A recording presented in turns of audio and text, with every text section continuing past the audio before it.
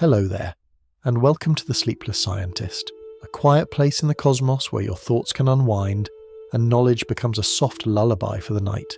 Tonight's journey will take us into the mystery of dreams, and a question that has lingered in every generation of thinkers and wanderers.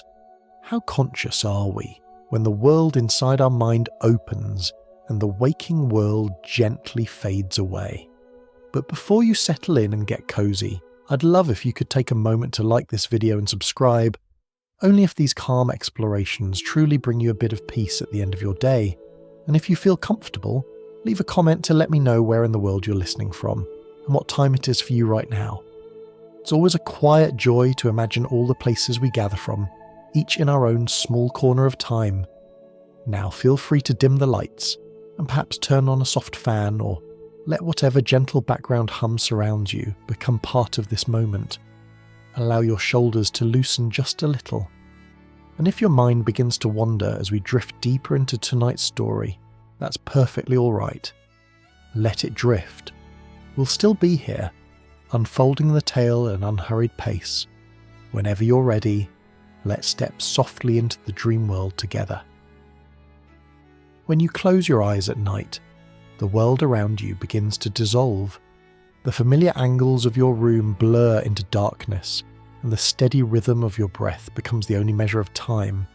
In that darkness, something begins to stir. It rarely arrives all at once. It appears slowly, first as drifting fragments, then as whole scenes that rise like distant islands out of a quiet sea.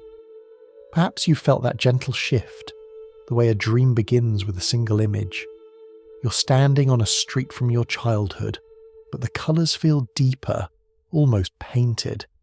You know the houses, yet the sky doesn't belong to any season you've lived through. Or maybe you've had the weightless sensation of lifting off the ground, the soft disbelief that melts instantly into acceptance. Or the opposite, falling through air that feels impossibly calm with gravity pulling you downward like a long exhale. These moments are familiar to so many of us, and they often come without warning. They're invitations to step into the quiet theatre of the sleeping mind. For thousands of years, dreams have captured the curiosity of cultures everywhere. In ancient Egypt, pharaohs kept dream books, believing that the images of the night carried messages from beyond the ordinary world.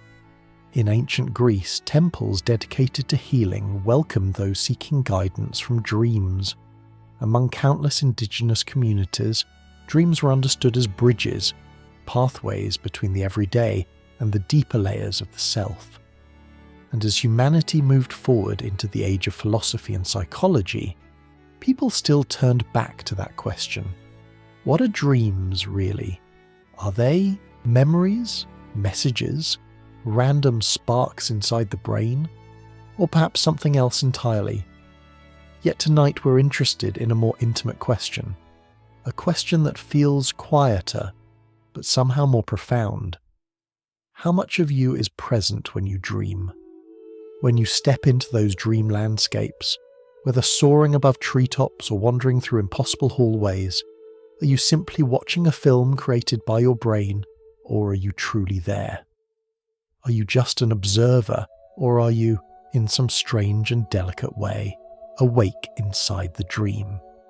It may seem like a simple question, yet it's one that pulls together threads from science, culture, philosophy, and emotion. And if you trace those threads gently, they lead you to a deeper understanding of what consciousness itself might be. Before we begin exploring the science, let's linger for a moment on something you may have noticed in your own dreams: the sense of presence. Even when details shift, when a familiar room becomes something entirely new, or when a person in your dream changes shape or age, you still feel that you are the one experiencing it. You feel the warmth of a sun that doesn't exist. You hear the voice of someone who isn't really there. You walk, speak, breathe, and react inside a world made entirely of memory and imagination. It is your mind. Yet when you're asleep, it feels separate from you, as if you're wandering through a life that exists only in the moment you're inside it. This sense of presence tells us something important, that dreams are not simply empty static or meaningless flickers. They have structure, They have emotion, they have momentum, and they carry the unmistakable quality of experience of being somewhere, even if that place is stitched together from pieces of your past and fragments of your imagination. And so, the question becomes even more intriguing. If dreams feel like experiences, then what does that say about the consciousness behind them? Does your mind quietly light a lantern in the darkness to create these scenes? Does some small part of your awareness stay awake to navigate these inner worlds? Or does consciousness reshape itself when your waking thoughts drift away? As we move deeper into tonight's journey, we'll slowly peel back the layers of this question, not by rushing toward answers, but by observing the night the way a traveller observes the sky, letting each star reveal itself softly in its own time. For now, let's take a gentle step toward the next thought, that the night is not a single, uniform stretch of sleep. It has patterns and rhythms like a tide that rises and falls, and somewhere within those rhythms, dreams find their doorway. If you're ready, we can drift just a little further into that quiet landscape where science and imagination touch. There is a moment in the night, one you may not fully notice, when your waking thoughts gently fade, yet your mind continues tracing, shapes behind the scenes. It feels a little like drifting down a river whose current is soft enough that you barely sense you're moving. In that subtle shift, your subconscious begins its quiet work. It becomes a cartographer of the unseen, sketching landscapes out of memory, emotion, and imagination, turning the silence of sleep into a place that feels almost alive. You may have noticed this in the earliest phases of drifting off. A face appears for no reason. A fragment of a conversation returns without context. Or a place you haven't visited in years rises in vivid detail, as if the mind has opened a drawer you didn't know was still there. These little sparks are not dreams yet, but they are the early strokes of the map the subconscious is beginning to draw. They are the faintest hints that the world of sleep is not empty at all, but quietly preparing itself. And once sleep deepens, this inner cartographer begins assembling its landscapes with confidence. It takes pieces from your lived experience, an old-school hallway, the sound of a distant train, the warmth of a childhood afternoon, and it arranges them in ways that ignore the boundaries of waking logic. A city street might merge with the ocean shore. A familiar face might speak in a voice you don't recognize. The rules of physics bend like soft branches, yet somehow in the moment, it all feels coherent. It feels like a place where you truly exist. To understand how this happens, it helps to think of the mind not as a single storyteller, but as a collection of many smaller voices, memory, emotion, imagination, instinct, each contributing something to the dream. During the day, your waking consciousness acts like a conductor, deciding which voices matter and which should be quiet. But at night, the conductor steps away and the orchestra plays freely, not chaotically, but instinctively. One section rises while another falls. A memory blends with a hope. A fear blends with something you barely noticed earlier that day. And through this quiet collaboration, dreams take shape. What's fascinating is that even though the subconscious creates these scenes without your waking control, the sense of presence inside them remains unmistakably yours. You might be standing in a place that doesn't exist, yet the choices you make inside that place, the steps you take, the emotions you feel, the conversations you have, come from the deeper layers of your mind. This is part of what makes the dreamland feel strangely familiar, even when it shows you things you've never seen before. It carries your signature, even when you don't realize you're painting it. There are moments when dreams feel almost prophetic, but in truth, they are often weaving together fragments of experience that never quite reach the surface during the day. A passing worry, a small joy, a memory you brushed aside, a thought you didn't have time to finish. The subconscious collects these pieces quietly, holding onto them until the night gives it room to breathe. And once your mind settles, those fragments begin to reconnect, forming stories that reveal what your waking thoughts forgot. Many people notice that their dreams feel stronger, more emotional, or more symbolic during stressful times. This is the subconscious organizing emotional weight, much like unpacking a heavy bag left at the door. It sorts the feelings, lays them out, and tries to make sense of them using imagery instead of words. It's a gentle process, even when the dream is intense, and even when the imagery feels confusing, the emotional truth behind it is often surprisingly coherent. And then there are the quieter dreams, the ones that feel like wandering. You drift through a field for no reason, or sit beside a quiet lake, or walk through rooms filled with soft light. These dreams too are a form of mapping. They are the subconscious tracing shapes of rest, reassurance, or yearning. They don't always carry messages. Sometimes they simply give the mind space to exhale. What's especially remarkable is that this cartography continues even when the story of the dream is unclear. Some dreams feel like pure sensation, a sound, a colour, a warm breeze. Some feel like memories unfolding without any plot. Others feel like thoughts drifting loosely across the mind. These experiences might not have a clear narrative, yet they are still part of how the subconscious organises the night. They are gentle sketches rather than full maps, but they still belong to that deeper landscape.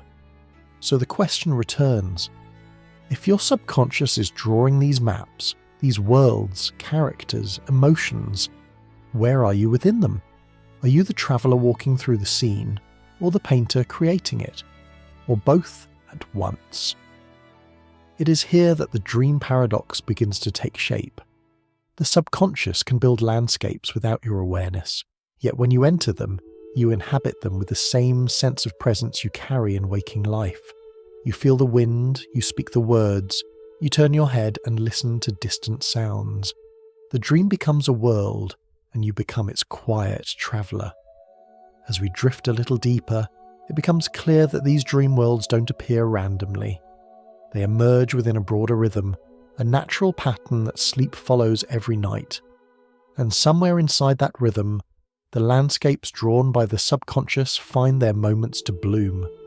If you listen closely to that rhythm, you begin to see how dreams rise, fall, and transform as you move through the night. In a moment, we'll gently step into that rhythm, tracing the way the mind moves from one stage of sleep to another, each stage offering something different to the dream world that waits beyond it. Let's drift toward that understanding softly, as if following a faint, steady glow deeper into the night. If you could watch your mind from above during the night, not as a machine, but as a landscape, you would see that sleep is not a single valley of darkness. It is a journey across changing terrain, moving through places where thought softens, memory loosens its edges, and awareness drifts like a slow tide. The night has its own rhythm, a cycle of deepening and lifting, almost like the breath of the brain. And within this rhythm, dreams appear, fade and return again with new shapes. It begins with the first few minutes after you close your eyes. You are still half tethered to the waking world. You sense the softness of your pillow, the faint hum in the room, the warmth underneath your blankets. Then something starts to slip. The edges of your thoughts blur and tilt in strange directions. A memory from earlier in the day might drift through like a cloud passing overhead. A fragment of an idea may appear without context.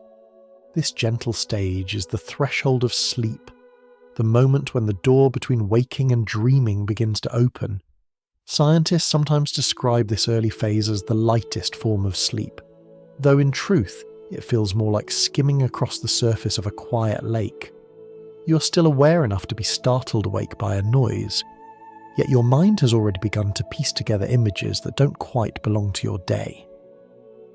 These flashes, faces, colours, incomplete scenes, are the earlier sketches of the subconscious. as if the mind is loosening its grip on the world outside and letting its inner landscapes glow faintly through the darkness. As your breathing deepens and your muscles surrender a little more, you drift into a steadier stage. Here, thoughts grow slower, more distant. If you could peer inside the mind, you might see certain regions dimming like lanterns being gently lowered. These areas are the ones used for deliberate thinking, planning, and self-reflection. Faculties that take a well-deserved rest as the night deepens. Other regions, however, continue to pulse with activity. The memory centers keep sorting through the day's impressions. Sensory regions replay echoes of sounds and shapes. Emotion centers stir quietly, not fully awake, but not asleep either. This middle stage forms the foundation for much of the night, a place where the mind recalibrates and prepares itself for deeper rest. At times, you may experience drifting sensations, falling, spinning, floating, or small involuntary twitches in your limbs, like the body adjusting to the growing stillness. These gentle disruptions often accompany moments when the brain briefly mixes dreaming-like imagery with the last remnants of wakefulness. It is neither dream nor wake, but something in between, a soft blur of both worlds. And then you move deeper still. It's as if the mind sinks into a quiet ocean. Here, the world becomes silent in a unique way. Thought slows almost to a standstill, and the sense of self grows faint, like a dim echo. This is the stage where the body performs much of its restoration, strengthening the immune system, repairing tissues and reorganizing information. If someone woke you during this deep phase, you might feel confused or momentarily lost, as if pulled abruptly from a deep cavern of stillness. Many people wake from this stage with no memory of any dream at all, and for good reason. The mind is lulled into a depth where consciousness flickers low, almost extinguished. Yet this is not the end of the journey. Slowly the mind rises again. The stillness begins to lighten. The regions in charge of imagination, sensory processing, and emotion begin to stir. A warmth spreads through the visual centers, and then, often without warning, you enter a stage unlike any other. A stage where dreams unfold in colours, sounds, and stories that feel uncannily real. This is the stage known for its vivid dreamscapes, the one where the brain creates entire worlds from within. Rather than using external senses, it constructs scenes, characters, and emotions from internal memory and imagination. It's as if the mind switches from observing reality to generating it, turning inward and shining light into its own spaces. In waking life, your senses are anchored to the outside world, guiding what you see and hear and feel. But in this dreaming stage, those anchors loosen, and your senses turn inward. The world inside becomes as tangible as the world outside. Dreams created in this stage can feel astonishingly rich. You may run through forests that shift beneath your feet, speak with people who appear and vanish without logic, or witness events that defy every law of nature yet feel entirely natural in the moment. Time itself behaves strangely. Hours can pass in a dream that lasts only a few minutes.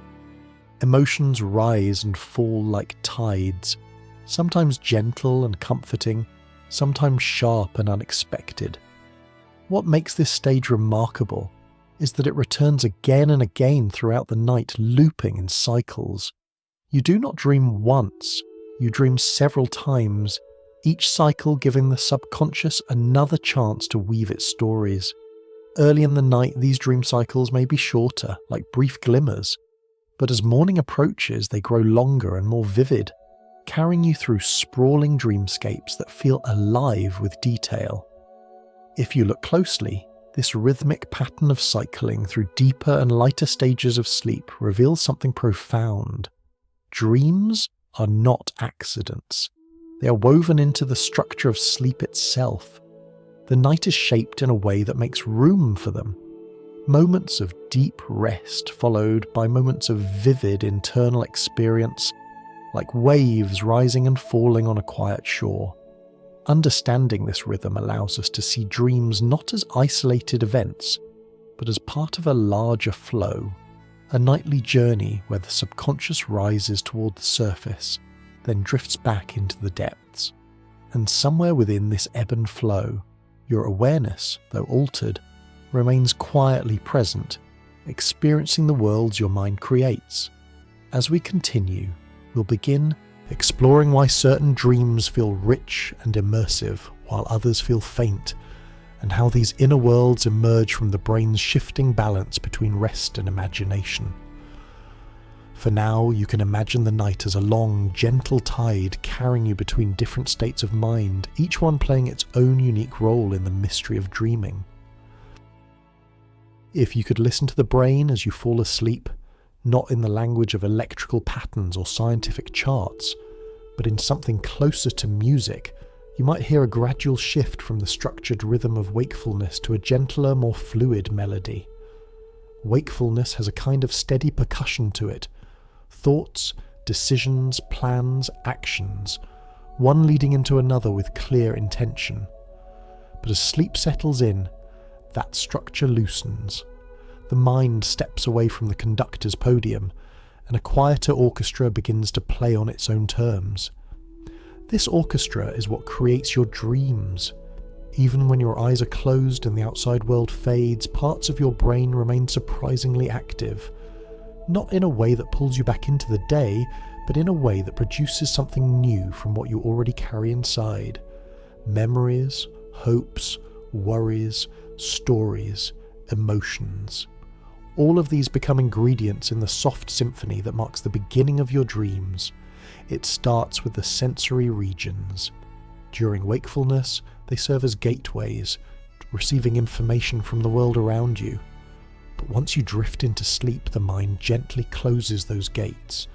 The flow of external input grows faint, like distant footsteps heard through thick walls. And in that quiet, the sensory regions begin to turn inward. They illuminate from within, replaying impressions stored from countless moments of your life. This is why dreams have images, sounds, and sensations that feel as vivid as waking life. The same as internal lights are glowing, just without the anchors of the outside world.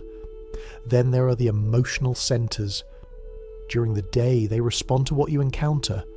The sudden spike of anxiety before a deadline, the warmth of a kind gesture, the subtle frustrations that collect like grains of sand.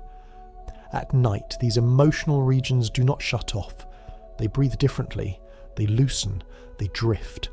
Some emotions settle, others rise to the surface, seeking room to stretch. This is part of why dreams can be so deeply emotional. Fear, joy, longing, confusion, all blooming in the dream world with the intensity of a painting viewed up close. Meanwhile, the regions of the brain responsible for logic and self-reflection grow quiet. They aren't gone, they're simply less insistent, like lanterns with their flames turned low. These regions usually help you interpret the world with clear reasoning. They remind you of rules, expectations, and impossibilities. But when their light dims, the boundaries of realism soften. You accept what shouldn't make sense. You agree to what defies gravity, time, and identity. You step into places that shift under your feet without hesitation. This soft dimming is what allows dreams to unfold like mist, shape-shifting, fluid, and unbound by the constraints of the waking world. One of the most fascinating parts of this symphony is the way the brain sometimes mixes memories with imagination. A single detail from your day, a passing glance, a colour on a billboard, a fleeting worry, can serve as the seed of an entire dream. It may be disguised, rearranged, or reimagined, but it still carries an emotional resonance. The brain doesn't simply replay memories during dreams. It intertwines them, reshapes them, and combines them with fragments you've long forgotten. A childhood street might appear with a sky you've never seen. A friend from years ago may carry a voice that belongs to someone else entirely. Dreams are not simply reflections. They are mosaics made from many pieces of your inner world. This inner activity becomes most vivid in the stage of sleep where dreams flourish most fully. Though scientists traditionally associated dreaming with one particular stage, we now know that dreams can arise throughout the night in different forms. The richest, most cinematic dreams tend to emerge when the mind becomes especially active in certain regions, particularly those involved in imagery, spatial awareness, and emotion. The exact scientific labels aren't important here. What matters is that during this stage, the mind becomes something like a painter working in the dark, dipping its brush into pools of memory and intuition to create scenes that feel strangely coherent, even when they defy common sense. What's astonishing is how aware you can feel in these moments, despite being asleep. You may sense the texture of sand beneath your feet, or the softness of a loved one's voice, or the rush of wind as if you're moving through the air. There is presence, motion, and emotion, hallmarks of consciousness, and yet at the same time there is a looseness, a willingness to let events unfold without question. You inhabit the dream, but you rarely control it. This blend of vivid experience and softened awareness forms part of the beautiful paradox at the heart of dreaming. Some researchers describe this internal activity as a kind of rehearsal, a nightly practice session where the brain refines emotional responses, reorganizes memories, and explores scenarios it would never test while awake. But it doesn't feel like practice. It feels real. That realness comes from the sensory and emotional circuits that glow brightly during dreams, filling the stage with convincing images and feelings, even though the logical circuits are resting. Even if you don't remember your dreams, this quiet symphony still plays. It shapes the night, gently guiding the mind through cycles of deeper and lighter rest. Sometimes the dreams are bold and memorable. Sometimes they're faint, dissolving the moment you wake. And sometimes they leave only an emotion behind, a sense of peace, or lingering melancholy, or a strange feeling you can't quite name. Yet, no matter how dreamlike or fragmented, these experiences arise because the brain is still telling stories in the dark. It is still connecting ideas, reorganizing thoughts, and wandering through the corridors of its own imagination. The transition from the outer world to the inner world is smooth, gradual and mysterious, and somewhere in that transition between fading awareness and rising imagery, the first sparks of each dream are born. As we continue drifting through this exploration, we'll soon see that the form a dream takes, the clarity of it, the depth of it, the way it bends space and time, depends on how awake or asleep different parts of the brain are. The night is a mosaic of states, and dreams bloom differently in each one. For now, imagine the brain as a quiet orchestra playing through the darkness, each instrument rising and falling in its own rhythm, creating the soft and shifting world of dreams. There is something quietly astonishing about the way we inhabit our dreams.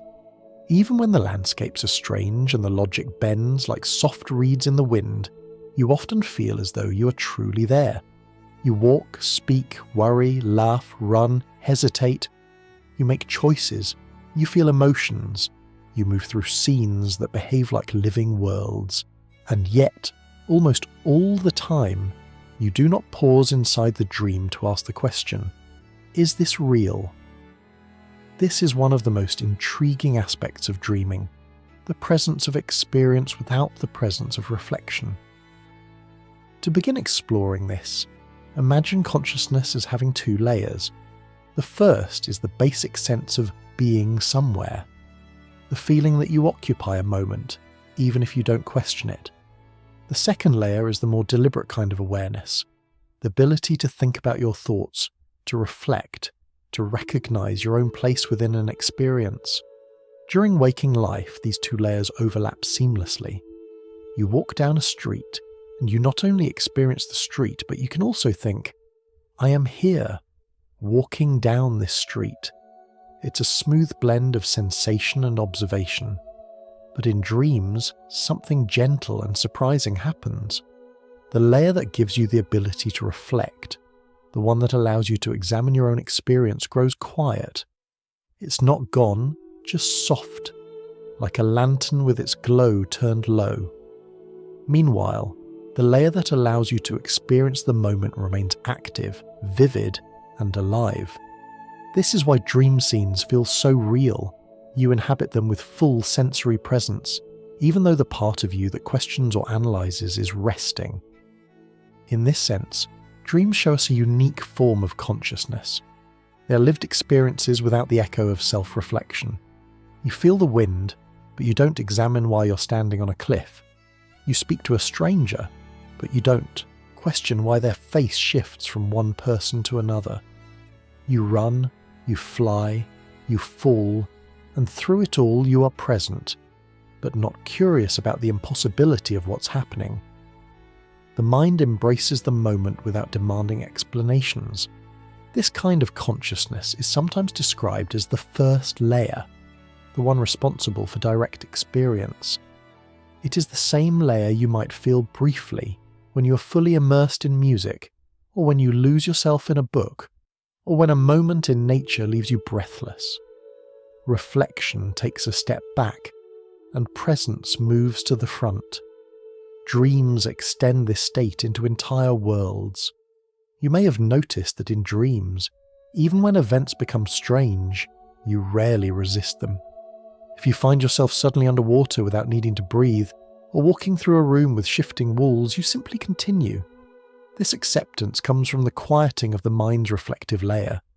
The logical and reflective systems that keep track of reality during the day are gently resting, allowing imagination and emotion to guide the experience without interruption. This also explains why dreams often blend characters, places, and times so fluidly. The part of the mind responsible for stitching reality into a coherent story is quieter, so memories and feelings mingle freely. The friend you knew years ago may appear beside someone you met yesterday. A childhood home may stand next to a place you've only seen once, and through it all, the dream self moves effortlessly, embracing these combinations as though they were perfectly natural. What's especially interesting is that even though your reflective awareness is softened during dreams, the emotional landscape can become more intense. A small disagreement might swell into overwhelming fear. A simple moment of kindness might feel profound. These emotions are not exaggerated. They are simply felt without the moderating influence of your waking logic. During the day, the reflective part of your mind helps you evaluate your feelings, interpret them, and place them in context. But at night, when that part is quiet, emotions flow freely, unfiltered, often rising to the surface in ways they couldn't during waking hours. This is one reason why dreams sometimes revisit unresolved feelings. A worry you pushed aside during the day may return at night, wrapped in symbolic scenes. A moment of guilt, or longing, or hope may resurface in a dream, echoing through unfamiliar settings. It's not that the dream is trying to teach you something, it's simply that the emotional currents, freed from waking constraints, drift through the fabric of the dream and find their own expression. And yet, despite this freedom of emotion and imagery, dreams are not chaotic.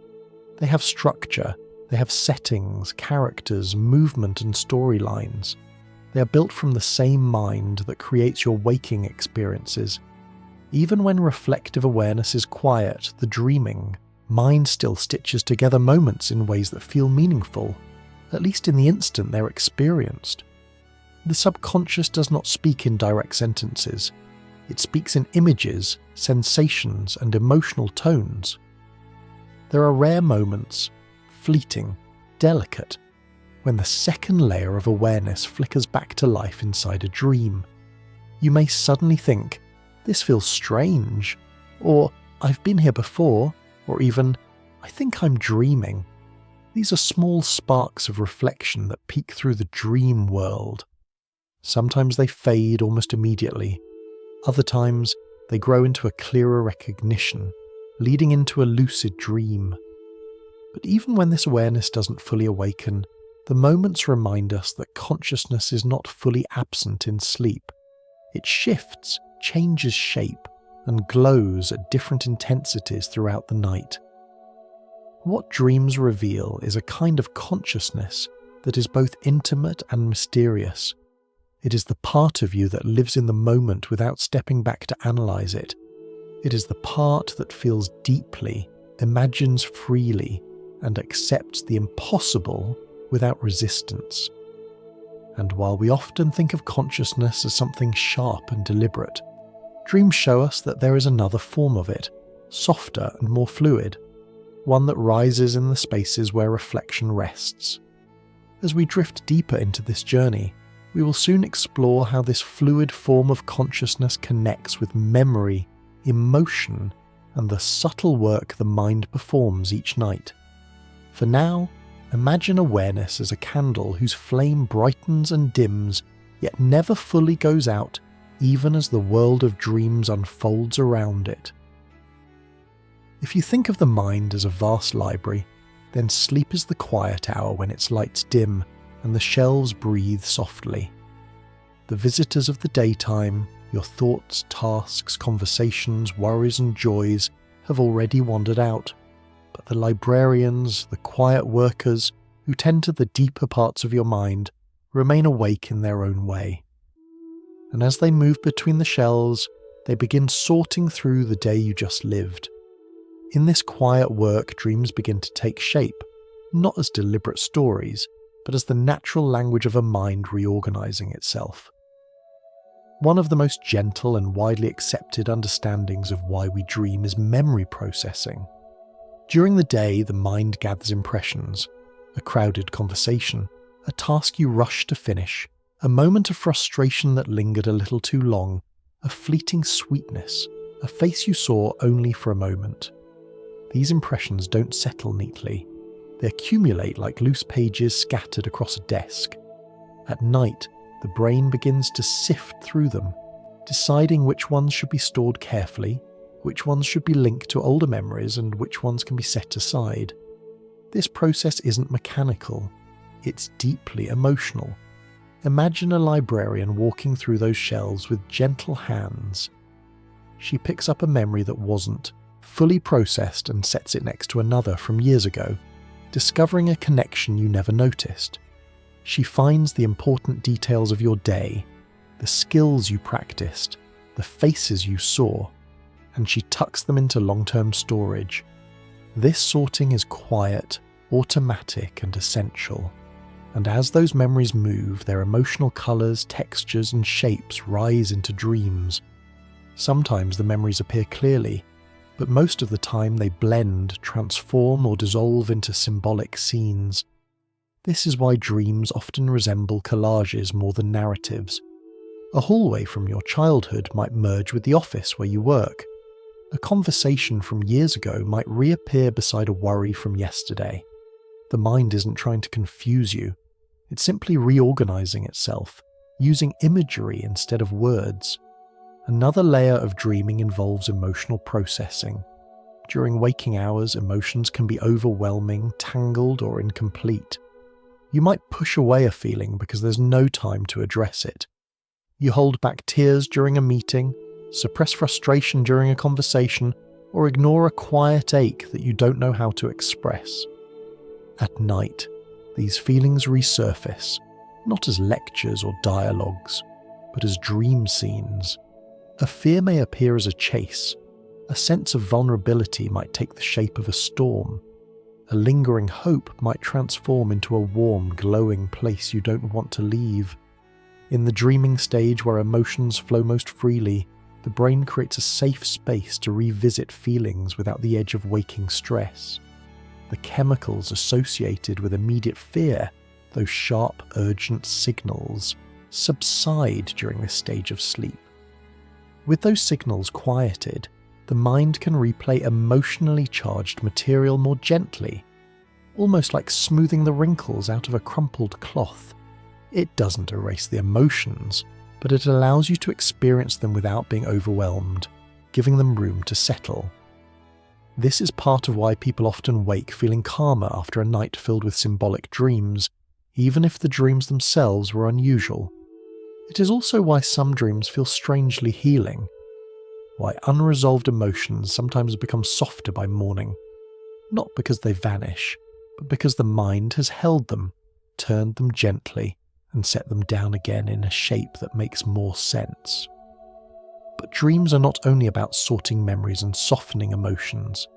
They also seem to function as simulations, a space where the mind practices scenarios it cannot safely test in waking life. These simulations are often subtle. They might appear as moments where you navigate a difficult conversation, or try to escape something chasing you, or attempt to solve a problem in a strange landscape. These dreams do not tell you what to do. Instead, they give the brain a chance to explore possibilities, test responses, and strengthen certain patterns of behavior or thought. From an evolutionary perspective, this makes sense. Long before modern life, our ancestors faced dangers daily. A sudden sound in the darkness, a shifting shadow, an unfamiliar scent. Any of these could mean danger. The mind may have used dreams as a place to rehearse reactions, preparing the body for sudden threats. Today, even though our dangers are different, the mind still uses dreams to rehearse scenarios. It is less about physical threat now, and more about emotional or social challenges. A difficult task, a stressful situation, a confrontation you've been avoiding. Dream simulations give the mind space to practice, adjust, and prepare. Then there is the role of creativity, a softer and more surprising aspect of dreaming. When the logical mind quiets and the subconscious takes the lead, ideas mingle in new ways, unrelated memories combine, images merge, sounds become symbols. This is the realm where artists, scientists, and thinkers throughout history have found inspiration. A melody may emerge from a dream like a delicate thread waiting to be woven into a song. A scientist may see a shape, a structure, or a pattern that solves a problem. A writer may wake with the outline of a story that drifted to them in the middle of the night. This creative aspect of dreaming is not accidental. During sleep, the brain becomes more flexible. Without the constraints of waking logic, it can explore combinations that might never occur during the day. Sometimes these combinations make no sense. Other times they reveal something profound. All of these elements, memory processing, emotional softening, simulation, and creativity, come together to form a quiet dance that unfolds each night. Dreams are not a single-purpose tool. They're a constellation of processes, each helping the mind restore, organize, adapt, and imagine. They give shape to the inner world that often remains hidden during the day. And yet, even with all this knowledge, dreams remain mysterious. They can reveal things we forgot or never noticed. They can comfort us, unsettle us, or surprise us with their clarity. But beneath all these shifting forms lies a simple truth. Dreams are the mind's way of tending to itself. They are the nightly expression of a consciousness that softens, reshapes, and continues to explore, even when you are asleep. As we drift into the next part of this journey, we'll soon discover how these dream processes intertwine with different stages of sleep, and how the changing balance of awareness shapes the landscapes we experience each night. If you've ever woken in the middle of the night with the fading impression of a dream, something half-formed, slipping through your fingers like water, you may have wondered how long it had been unfolding before you opened your eyes.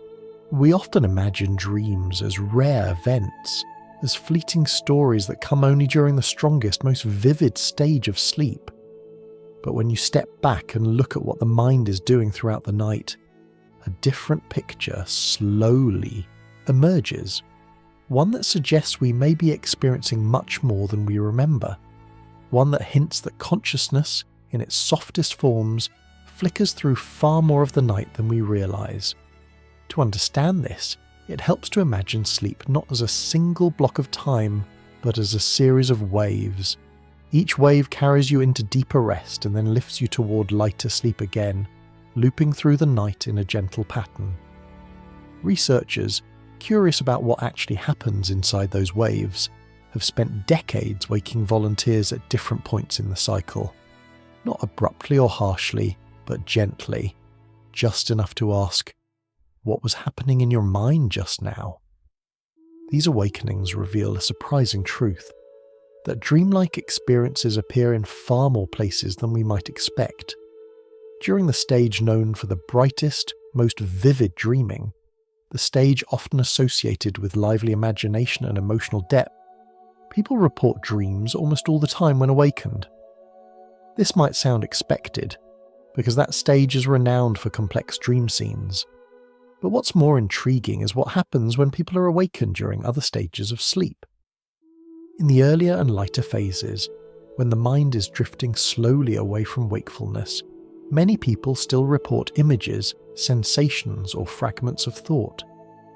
These moments may not be full dream stories, but they carry the unmistakable quality of experience, the feeling of being somewhere, even if that somewhere is faint or abstract. Even in the deeper phases of sleep where the mind sinks into a quieter, heavier rest, dream reports still occur, not always, but often enough to suggest that the mind is more active than once believed. The experiences from deep sleep tend to be softer, less elaborate, sometimes just a drifting feeling, or a sense of presence, or a simple scene without movement. Yet they are still experiences. They still carry the signature of consciousness, even if the flame is dim. What's fascinating is that the content of dreams changes depending on the stage of sleep. In the lighter stages, dreams may be more thought-like, short, hazy impressions rather than full narratives.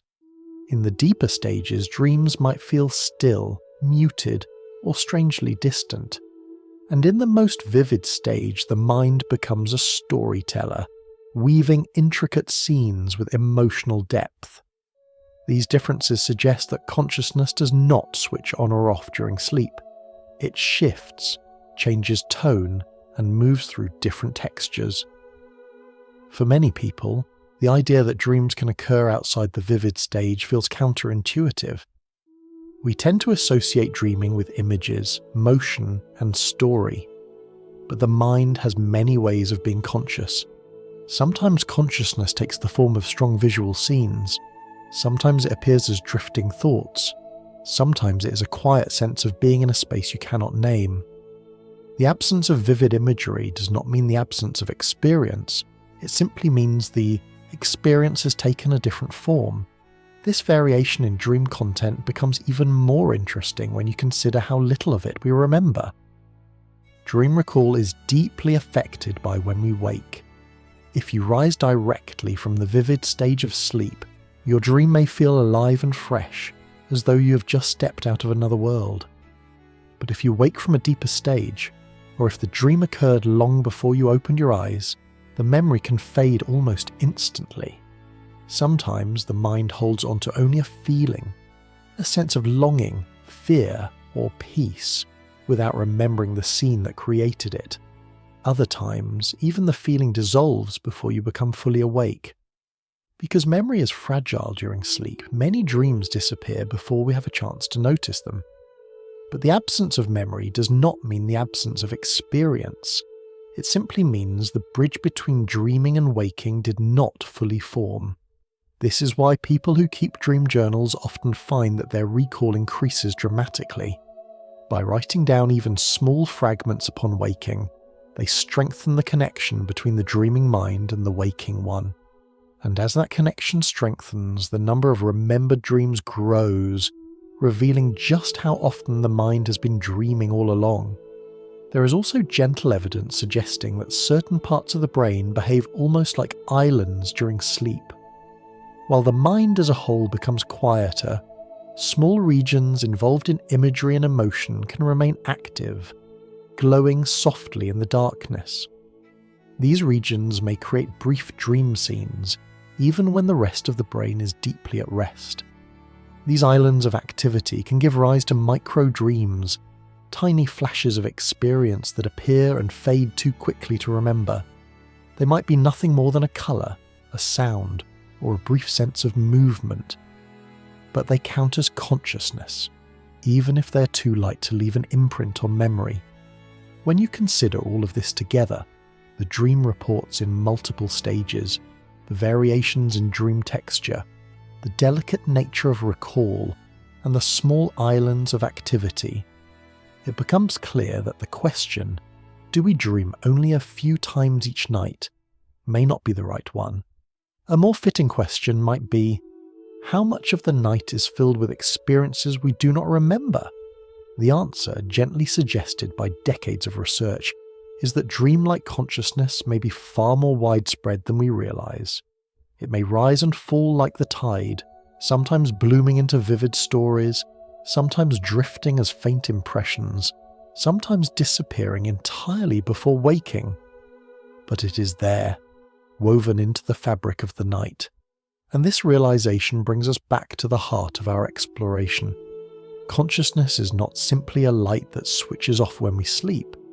It is something more fluid, more nuanced, more delicate. It flickers, it transforms, and it glows in ways that waking awareness often overlooks. As we move forward, we'll explore how this delicate awareness changes once we step into the dream worlds where self-reflection awakens, a phenomenon that reveals even more about the layers of consciousness that unfold while we sleep. There is a moment in certain dreams, so delicate, so quiet, that it almost feels like a whisper brushing the inside of your mind. You may be walking down a familiar street, the sort that appears in countless dreams, a place shaped partly by memory, partly by imagination. The air feels calm, the world seems stable, yet something subtle happens. A small breeze shifts direction with an uncanny precision. A street sign flickers, not with the randomness of electricity, but with intention, as though it is waiting for your attention. And then, without warning, a soft voice inside you murmurs, "Wait." It isn't a voice you hear, it's a recognition, a ripple of clarity moving through the dream like a quiet wave. Suddenly, something in the scene feels strange, not frightening, not startling, simply unfamiliar in a way that makes you pause. And in that pause, a realization begins to bloom. You look again at your surroundings, noticing details that had been invisible moments before. The colours feel too vivid, like freshly painted scenery. The architecture bends in subtle ways, and the light. The light feels as though it is shining from inside the dream rather than from a sun above it. As that awareness grows, the whispered thought becomes clearer. This is a dream.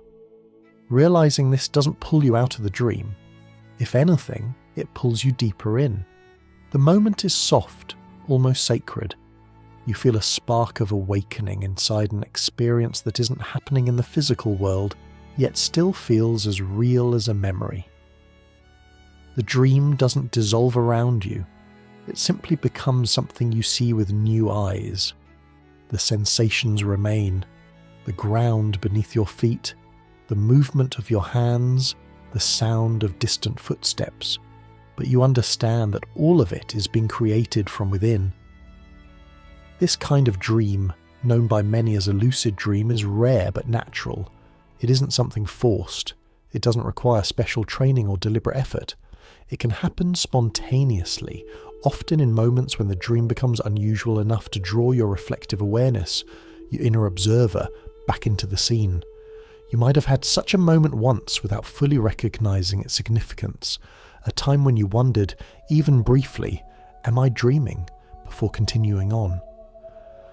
What makes this moment so special is not just the recognition, but what it reveals about consciousness. In a typical dream, you inhabit the world without questioning it. Thoughts move smoothly, emotions flow freely, and the dream self navigates impossible events with complete acceptance. But when lucidity appears, a second layer awakens, the layer that allows you to observe yourself thinking. This is the reflective spark that says, I am aware. It is a lantern glowing in the midst of a nighttime landscape. Inside the lucid dream, the world may feel more vibrant than before. The colours seem richer, as though someone has polished them. The textures become sharper. Sound gains detail. For some people, the moment they realise they're dreaming feels like stepping into a version of reality that is somehow both softer and more intense. This isn't magic. It's the mind fully engaging its creative capacities, while the logical boundaries of the waking world are still loosened. What's remarkable is that lucidity doesn't always change the story of the dream. You may continue walking down the same street, having the same conversation, or observing the same scene, but it changes your relationship to it. You're no longer simply a character inside the dream, you become both participant and witness. There is a sense of clarity, of gentle empowerment, as though the dream has shifted from being a river that carries you to being a river you can step into or step out of with intention. And yet, even with this clarity, the dream remains fragile. Too much excitement can make the world flicker. A sudden thought, "I'm dreaming, I have to stay here," may cause the dream to dissolve. But when the moment is allowed to unfold naturally, when you breathe into it with calm, the dream often stabilizes. It becomes a space where awareness and imagination coexist, each enhancing the other. Spontaneous lucidity happens more often than people realize. It may occur during stressful weeks, when your mind feels more sensitive to inner shifts. It may arise in moments of emotional significance. It may emerge simply because the dream has become too unusual to ignore. For some, the trigger is something subtle, the way a clock behaves strangely, or a small detail refuses to obey the familiar rules of waking life. For others, the realization comes from within, a sudden rush of insight, a feeling of stepping out of fog and into clarity. This moment, delicate as it is, teaches us something profound, that even in sleep, consciousness is not absent. It does not fade completely, it reshapes itself. It hides, rests, softens, and sometimes it rises again, bright enough to illuminate the dream from within. It is worth noting that lucidity is not a sign of control. People often imagine that lucid dreams are about bending reality to your will, flying, conjuring scenes, shaping the world. And while these things can happen, the heart of lucid dreaming is much quieter. It is the simple act of knowing that you are present inside a world made by your own mind. The dream may or may not shift in response to your intention, but your awareness shapes the experience in a way that feels deeply meaningful. And then there are moments when lucidity fades, as gently as it came. You might get caught up in the story of the dream again, losing the reflective spark. Or the dream might transition into a new scene, carrying your awareness back into deeper sleep. This fading is natural. Lucidity is a brief visitor, not a permanent state. Its power lies in its ephemerality. This is why many people describe lucid dreams not as thrilling adventures, but as moments of quiet awe, moments when the boundary between inner and outer worlds becomes thin enough to see through. The dream becomes a mirror, reflecting the mind's capacity to awaken within itself. And so, as we drift forward, the next question emerges gently. What changes in the mind when this awakening happens? What is happening behind the scenes that allows awareness to return? In the next part of our journey, we'll step softly into the brain of the lucid dreamer and explore how the mind lights its lantern in the depths of sleep. If you imagine the dreaming mind as a vast landscape, then the moment of lucidity, the moment when you whisper to yourself, "This is a dream," is like watching a small lantern flicker to life in a quiet valley. The light does not overwhelm the scene. It doesn't chase away the dream's colours or dissolve its shapes. Instead, it glows just enough to illuminate your own awareness within the world your mind is creating. And behind that soft lantern light, something subtle begins to happen in the brain. During an ordinary dream, the regions just behind your forehead, the ones responsible for planning, reasoning and stepping back to reflect on your own thoughts, grow dim, as if the lanterns in that part of the mind have been turned low for the night. This soft dimming allows the dream to flow freely, unrestrained by the logic and self-awareness that guide you when you're awake. It is one of the reasons dreams feel fluid, strange, and unquestioned. But in the moment of lucidity, something changes. That quiet area behind your forehead begins to brighten, the way a small bedside lamp slowly warms the edges of a dark room.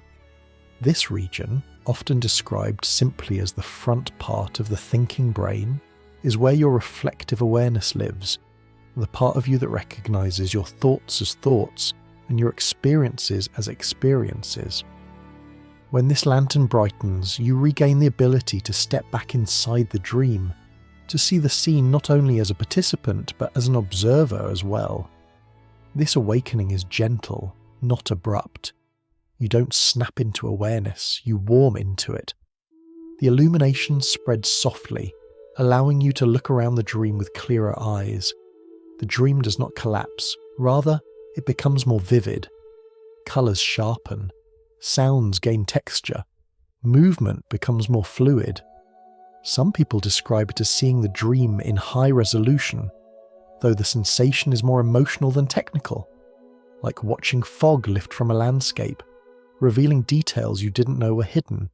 Meanwhile, other regions of the brain, the ones responsible for imagery, emotion, and sensory experience, remain awake and active.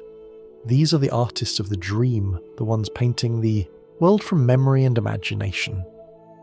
During lucidity, these artists continue their work, but now they collaborate with the lantern of awareness. The result is a dream that feels intensely alive, yet touched by understanding. One of the most intriguing discoveries about lucid dreaming is that people can communicate from within the dream. Researchers have gently asked lucid dreamers simple questions, requests to move their eyes in specific patterns, to signal a yes or a no, or to follow a rhythm. And inside the dreamers respond. They move their eyes the way they were instructed, sending messages from a world created entirely by their minds back to the waking researchers waiting beside them. It is a quiet reminder that the dreaming mind is not cut off from the world.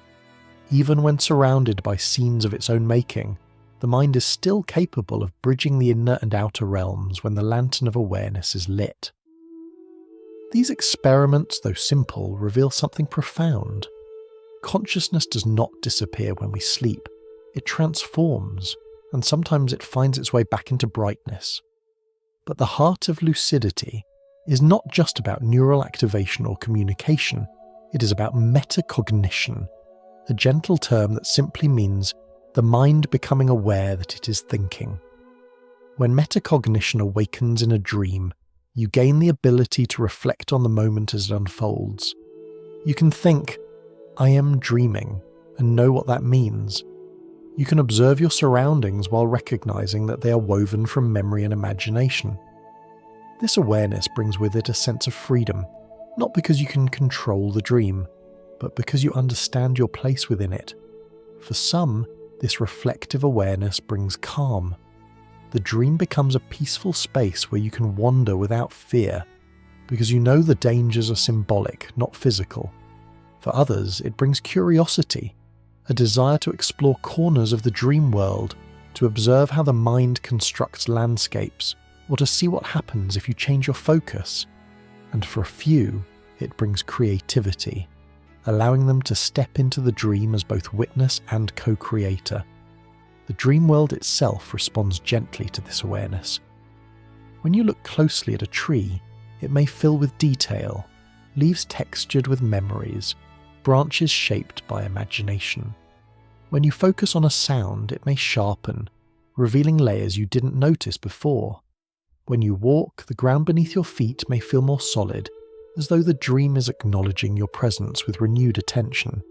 Yet lucidity is delicate. The lantern can flicker.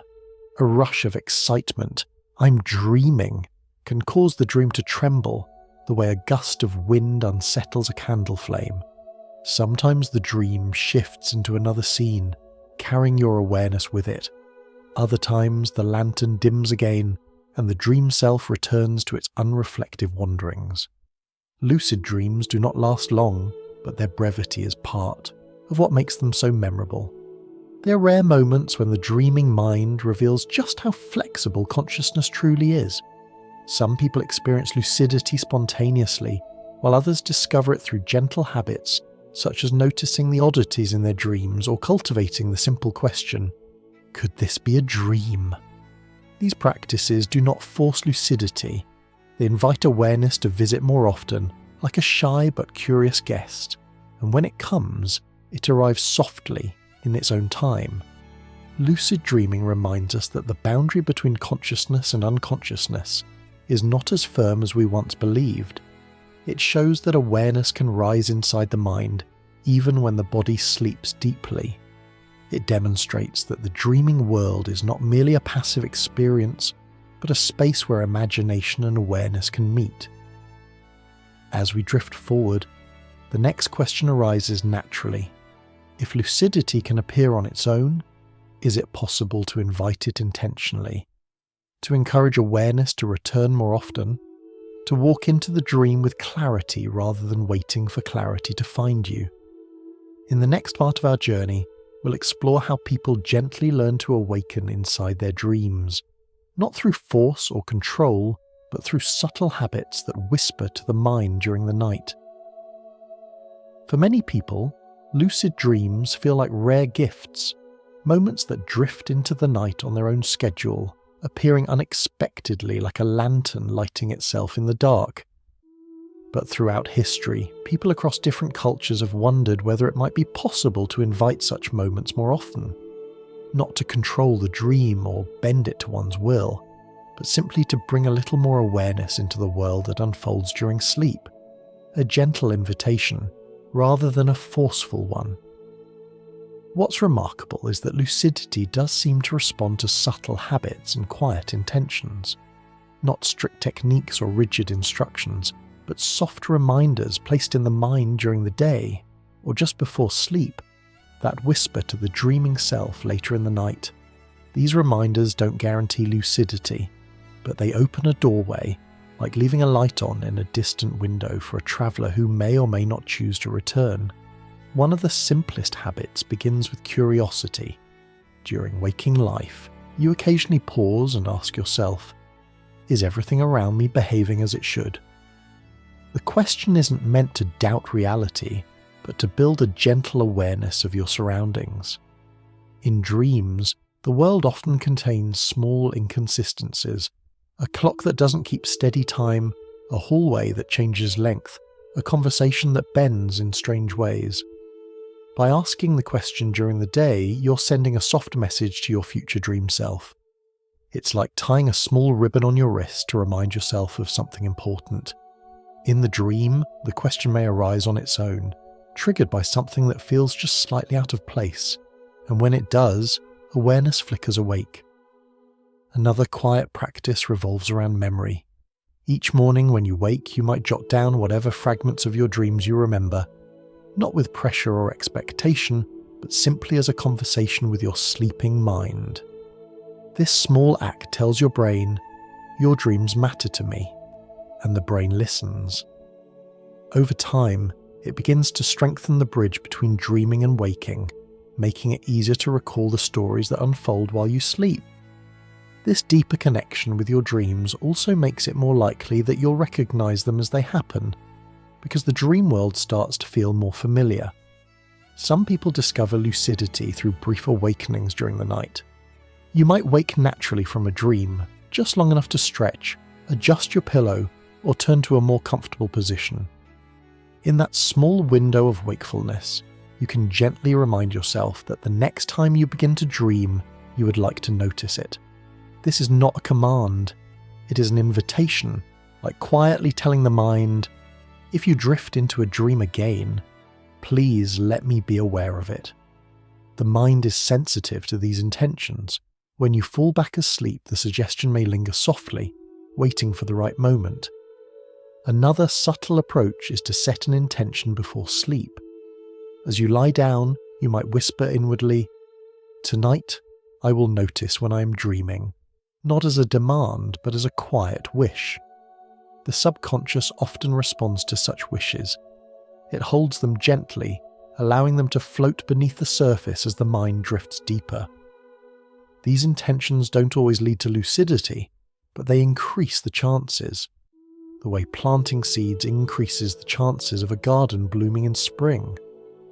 Even without techniques, lucidity can emerge in moments of emotional significance. Stress, change, longing, excitement.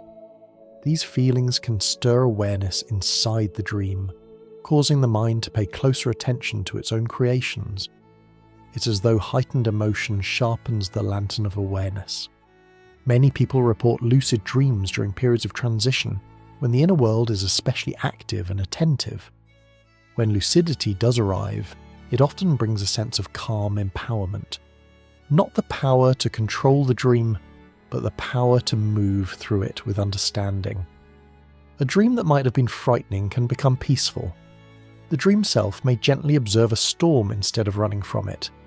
A sense of safety blossoms, because you know that what you're experiencing is crafted by your own mind, shaped by your memories and emotions. This understanding can transform fear into curiosity, confusion into reflection, and chaos into quiet meaning. Lucid dreams also unlock a unique space for creativity.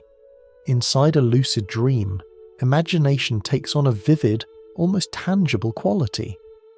Artists sometimes find colours they've never seen before. Musicians notice melodies drifting through scenes like warm winds. Writers observe entire landscapes unfolding with their own logic. Scientists have reported solving problems in dreams by visualizing patterns or relationships in ways they could not during waking hours. These moments are not guaranteed, but when they arrive, they feel like gifts from a part of the mind that speaks a language deeper than words. Some people also use lucidity to explore the emotional themes that appear in their dreams. A recurring symbol might be examined instead of feared. A familiar figure might be approached with curiosity. Because the dream self understands the nature of the moment, there is room for compassion, healing, or closure. This doesn't mean interpreting symbols literally.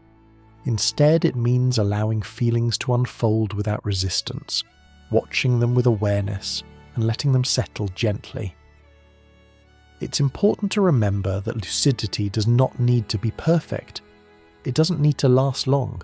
Even a few seconds of awareness inside a dream can illuminate something profound about consciousness. It reveals that awareness is flexible, that it can rise during sleep just as easily as it can drift during wakefulness. It shows that the boundary between waking and dreaming is not a wall but a veil, thin, permeable, shimmering with possibility. And yet, even with all its beauty and insight, lucid dreaming is not the final answer to the mystery of consciousness. It offers a glimpse, a moment of clarity in the drifting night. But deeper questions remain. If dreams can feel real, and lucidity can make them even more vivid, what does this say about the nature of reality itself? What happens when the world of dreams becomes so lifelike that waking and dreaming begin to resemble each other? As we continue our journey, we'll step further into these questions, not through rigid philosophy, but through gentle reflections on the nature of perception. For now, we leave behind the glowing lantern of lucidity and drift toward a new curiosity waiting in the soft space between dreams and waking life. There are mornings when you wake with an emotion so vivid that it takes a moment to remember who you are and where you live. Maybe you dreamed of someone you miss, and the echo of their voice lingers in your chest long after your eyes open.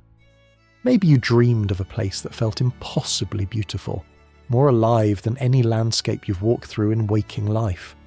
Or perhaps you dreamed of something frightening, and even though the dream dissolved the instant you sat up, your heart keeps beating a little faster, as if the danger hadn't quite let go. These moments are a quiet reminder of something simple, but profound. Dreams can feel astonishingly real. The colours, the sounds, the warmth of a hand in yours. None of it exists in the physical world, yet your mind experiences it as though it does. There is no screen, no headset, no outside stimulus, and still, the dream can wrap around you like a coat woven from memory and emotion. It can make your heart race, or soften your breath, or comfort you in ways that leave a mark on the morning. Why do dreams feel so real when they are made entirely from within? Part of the answer lies in the way the sleeping brain shifts its attention. During the day, your senses are wide open. You see the world with your eyes, hear it with your ears, feel it through your skin. You're tethered to your environment, constantly receiving information from the outside.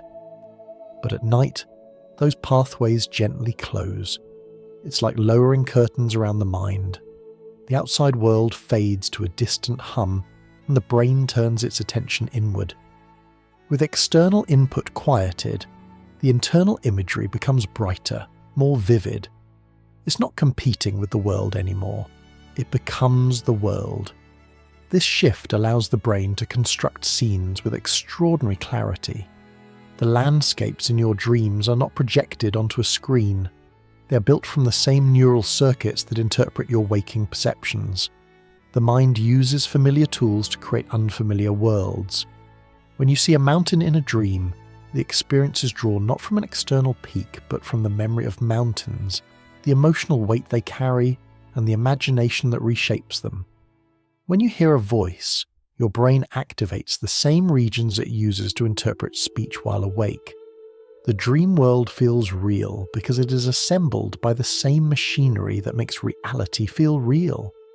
What makes dreams even more compelling is that your reflective awareness, the part of the mind that questions things, analyzes details and checks for inconsistencies, remains dim. Without that inner commentator, the dream becomes seamless. You accept its logic without hesitation. You embrace impossible events without blinking. You move through scenes without asking where they came from. The mind becomes a storyteller whose every word you trust implicitly. This is why, upon waking, you may briefly believe the dream was real. For a few seconds, the boundaries between the two worlds blur. You look around your room, trying to match the emotional residue of the dream with the objects around you. Some people even carry dreams with them long into the day, an inexplicable joy, an unshakable sadness, or a quiet longing they can't explain.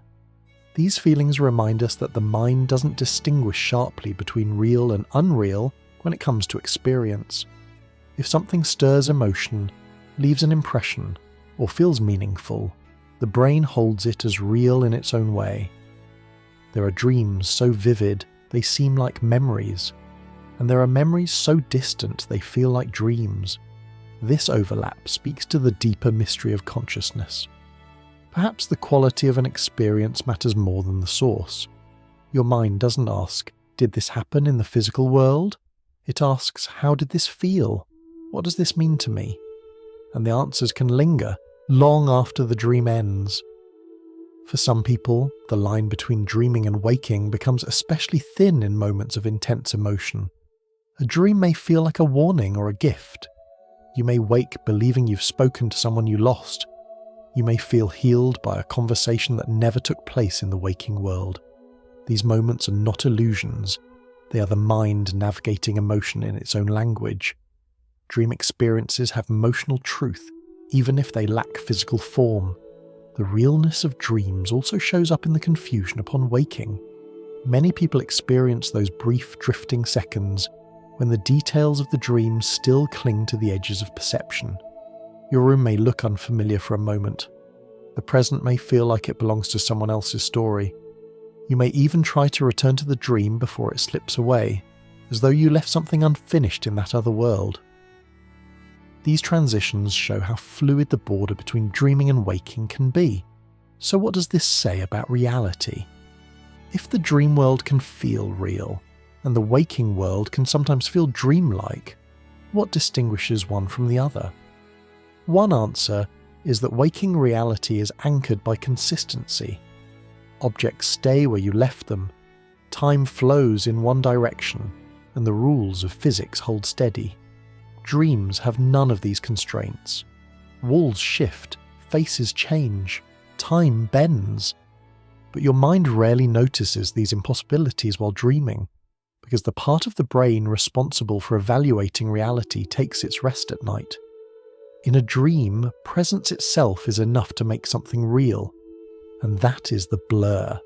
If real is defined by how deeply you feel something, or how clearly you experience it, then dreams sit closer to reality than we often admit. They're constructed worlds, woven from memory and emotion, but experienced through the full depth of consciousness. As we drift forward in this exploration, a gentle question begins to form.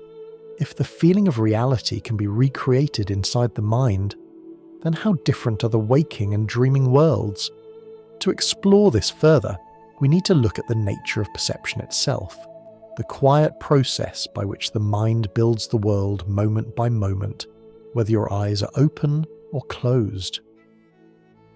If you've ever found yourself drifting during the day, staring out a window without realizing how long you've been looking, you've touched a state that feels strangely close to dreaming. Your eyes may have been open, your body awake, but for a brief moment the world around you softened. Thoughts wandered, time loosened its grip, and when you returned to yourself, it was as though you had stepped back from somewhere far away. This gentle slipping between attention and imagination is part of our waking life, yet it carries the unmistakable flavour of dreams. What's most intriguing is that the machinery behind these daydreaming moments shares its roots with the machinery behind your nighttime dreams. Deep inside your brain lies a network, a quiet internal narrator that becomes active when the external world grows quieter. Scientists call this network the one that tells stories in your head, the network that wanders through memories, predicts possibilities, asks silent questions, and drifts through imagined futures. You feel it when you're on a long train ride, following thoughts that wander away from the scenery. You feel it when your mind replays a conversation or imagines a different version of it. You feel it when you close your eyes for a moment and the world becomes more internal than external. The same storytelling network is also active when you sleep, especially during your most vivid dreams. At night, it becomes the stage on which dream worlds bloom. During the day, it becomes the canvas for imagination, memory, and mind wandering. In both states, your mind creates an internal world using many of the same tools. The difference is simply how much attention is directed outward versus inward. If waking life feels more stable, it's because your senses anchor you. Light enters your eyes, sound enters your ears, movement is processed by your body. These signals keep you grounded, like weights on the corners of a map. But whenever those weights loosen, even slightly, your mind begins to drift into its internal landscape. This is why tiredness, boredom, and monotony make waking reality feel thin, like a veil you could slip behind with just one long blink. Think of those moments when you drive along a familiar road and suddenly realize you don't remember the last few minutes. Your hands were on the wheel, your eyes were open, but your mind was elsewhere, wandering through places no one else could see. This isn't a lapse. It's a reminder that your inner world and outer world constantly trade places, each taking turns guiding your attention. And here is where the line between dreams and waking life begins to blur. When you close your eyes at night, the external world fades gently, leaving only your internal narrator awake. Without the grounding influence of the senses, the inner world becomes brighter, more detailed, more immersive. But the mechanics are the same, a mind building a world from within. The dream doesn't feel real because it mimics reality. It feels real because the same systems that interpret reality are at work interpreting imagination. Now imagine the mind as a painter with two canvases, one labelled outer world and one labelled inner world. During the day, the painter focuses mostly on the outer canvas, using sensory input as reference. At night, the painter turns inward, dipping the brush into memory, emotion, and imagination. The brushstrokes may change, but the painter does not. The hand that creates your dreams is the same hand that shapes your perception of waking life. This raises a gentle question. If both waking and dreaming worlds are constructed by the same mind, if the same narrator stitches together meaning in both states, what truly separates them? One difference is consistency.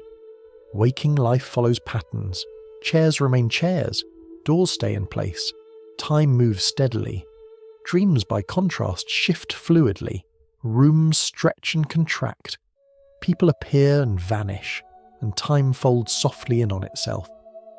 But consistency alone doesn't define reality.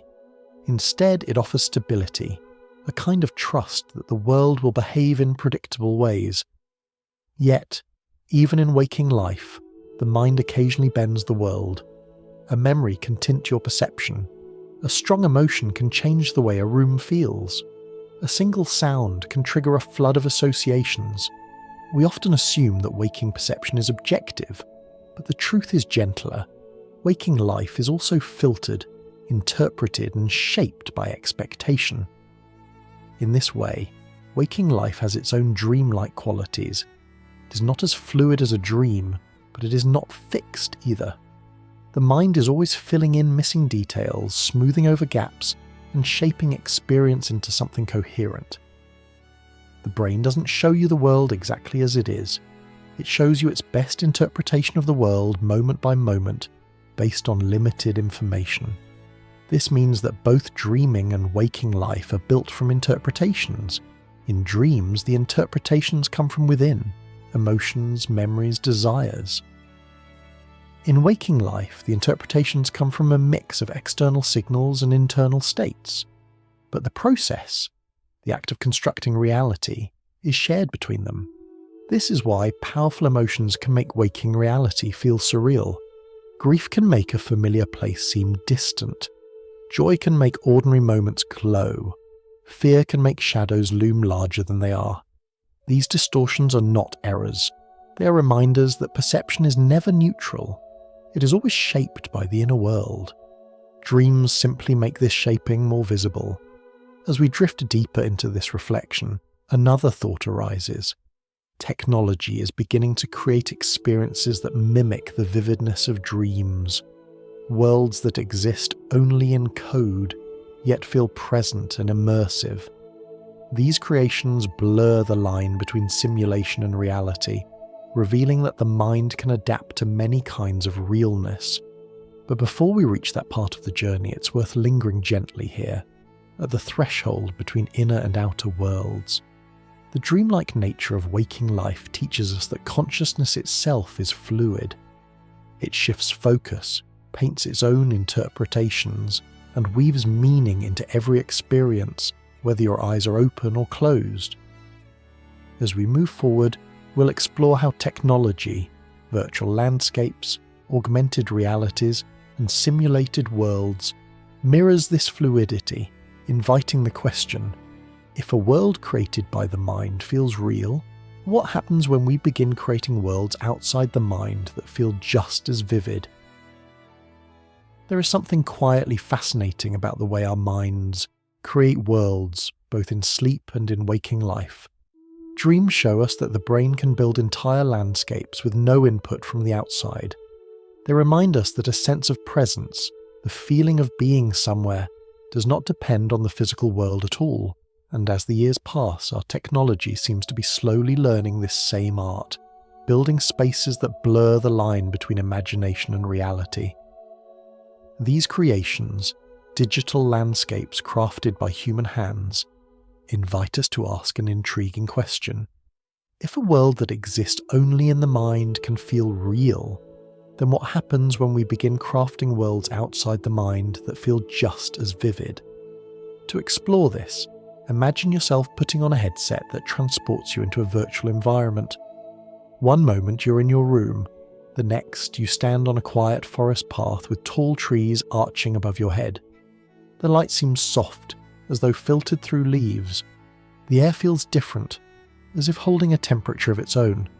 You hear the gentle trickle of water somewhere nearby. Nothing in the physical world has changed, You're still standing exactly where you were, but your senses tell a very different story. Your eyes see a forest, your ears hear water, your body feels as though it is contained within a new space. In this sense, virtual reality becomes a kind of waking dream.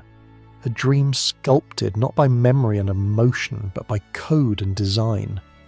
It is a landscape built deliberately rather than instinctively, but it still uses the same pathways your mind relies on to interpret the world. Your brain accepts what it sees because the sensory cues are convincing enough, weaving them into a coherent experience. In these moments, technology brushes against the same ability that dreams have always shown us. The ability to generate a world from within your perception, regardless of what exists outside it. And then there is augmented reality, a quieter, subtler companion. Instead of whisking you away to a new environment, it overlays gentle layers of imagination onto the real world. A constellation of stars may appear above your table. A digital note might hover beside your notebook. A small creature could walk across your floor, visible only to you. It feels like letting the dream seep into daylight, adding a touch of wonder without erasing the world you stand in. Where virtual reality creates entire worlds, augmented reality adds a shimmer of unreality to the one you already inhabit. Both of these technologies echo something ancient within us. They mirror dreams in their ability to make the imagined feel present. They show us, in slow and steady steps, that reality is not simply the physical world. It is the experience of the world, and the experience can be shaped from many directions. By memory, by imagination, by emotion, or by a digital design glowing softly in front of your eyes. It might be tempting to see these innovations as entirely new. But when you compare them to the experience of dreaming, especially lucid dreaming, the parallels are clear. In a lucid dream, you stand inside a world that feels vivid, yet you understand it is created by your mind. In virtual reality, you stand inside a world that feels vivid, yet you understand it is created by a device. The source is different, but the experience shares certain threads: immersion, presence, and the uncanny feeling of stepping into a place that does not exist outside your perception. Of course, virtual worlds lack the emotional fluidity of dreams. They cannot yet transform seamlessly based on your memories or shift shape in response to your feelings. Dreams respond to the subconscious in ways no technology can replicate. A single emotion can turn a peaceful scene into a storm or fill an empty landscape with colour. Dreams reshape themselves constantly, adapting to the undercurrents of your mind. Technology is deliberate, structured, and precise. Dreams are fluid, intuitive, and alive. Yet the boundary is becoming thinner. As designers learn more about perception, emotion, and presence, virtual worlds grow more responsive. They begin to adapt to the user's movements, choices, and even subtle behaviours. Some experiences respond to your gaze, altering the world based on where you look. Others shift their atmosphere depending on the pace at which you walk. And while these adaptations are not as intricate as the subconscious, they reveal a direction, a slow drift toward worlds that can interact with you almost the way dreams do. This leads to a quiet and philosophical question. If a world can feel real, even when it isn't physical, what does real truly mean? If you stand in a virtual forest and feel peace, is that emotion any less genuine than the peace you feel in a real forest? If a digital landscape helps you face a fear or explore an idea, is the insight less meaningful because the world was imagined? And if dreams can heal, confuse, comfort, or challenge you, does it matter that they take place entirely within your mind? Perhaps reality is not defined by what exists outside us, but by how deeply we experience something. A sunrise in a dream can move you. A conversation in a virtual world can comfort you. A memory can make your heart ache long after the moment has passed. Life is filled with experiences that do not depend on physical form to feel authentic. As we stand in this moment of technological and psychological exploration, it becomes harder to draw firm boundaries around the word real. Our inner world and outer world influence each other constantly. Dreams shape the way we feel when we wake. Technology shapes the way we perceive our environment, and both, in their own ways, show us how powerful and flexible our consciousness truly is. But as fascinating as these ideas are, they lead us back to something deeper, something dreams have always offered us. The best way to understand dreams and the way they challenge our perceptions is not through devices or simulations. It is through listening to them, watching them, and noticing the stories they quietly tell about our inner lives.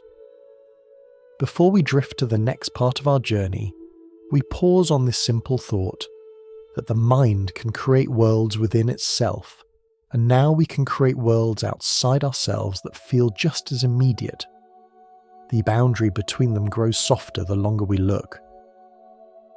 Dreams often feel like wandering stories, filled with shifting landscapes and faces that come and go without explanation.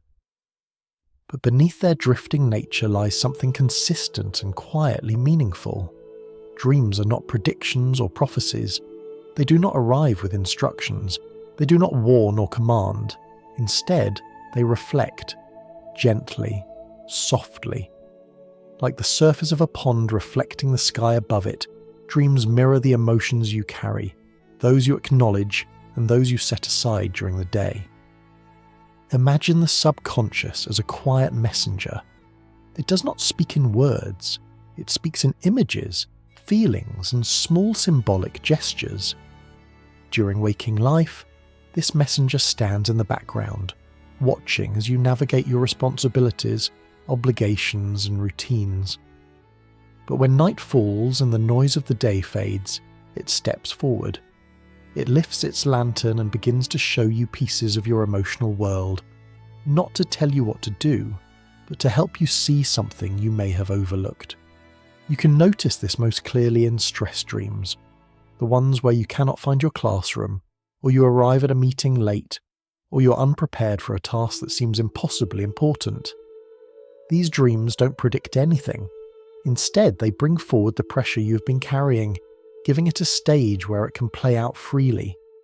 They show you how your mind responds to feeling overwhelmed. The details may be strange, but the essence is familiar. Deep down, you know where the stress comes from. Then there are the repeating symbols, the images that return again and again across months or years. A hallway you keep walking down, a childhood home you visit repeatedly, a small object, perhaps a key, a letter, a locked box, that seems to carry weight but never fully reveals its meaning. These recurring symbols are not riddles to be solved. They are emotional anchors, reminders of something unresolved, something important, or something deeply rooted in your past. Their persistence doesn't mean they contain a message hidden inside. It means that your mind finds comfort, or familiarity, or emotional relevance in that symbol. Comforting dreams reveal a different kind of message. They often appear when you need them most, without you asking. You might dream of being held by someone you miss, or walking through a peaceful landscape filled with soft light, or sitting beside a loved one who has passed away, speaking with them as though time had never taken them from you. These dreams do not promise anything. They simply offer warmth. They hold space for grief, longing, or love that remains unfinished. When you wake from such a dream, the comfort lingers, reminding you that your emotional world is still alive, still aware of what you need, still capable of offering solace. What ties these dreams together is not prophecy but feeling. Dreams express emotion the way music expresses emotion, not by telling a story, but by creating an experience.